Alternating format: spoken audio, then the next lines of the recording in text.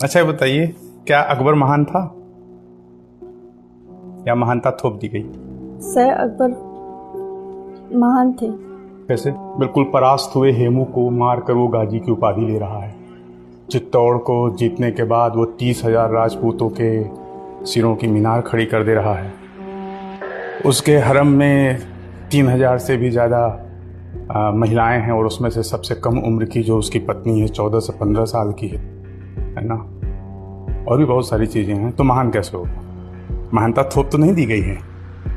खास तौर पे इतिहास लिखने के क्रम में जो भारतीय शासक रहे हैं उनको कम दिखाओ और जो हमलावर रहे हैं उनको ज़्यादा दिखाओ। सर लेकिन जो अकबर के इस पक्ष को आप जानती हैं कि नहीं? तो जानते हैं थोड़ा बहुत। तो फिर ये महान कहाँ से हो गया?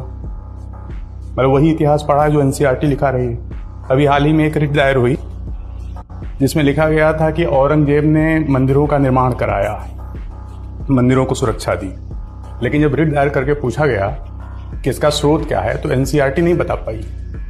तो इसका मतलब है कि आज़ादी के बाद एक प्रायोजित इतिहास लिखा गया है जिसमें खासतौर पर मुस्लिम शासकों को उभारा गया है।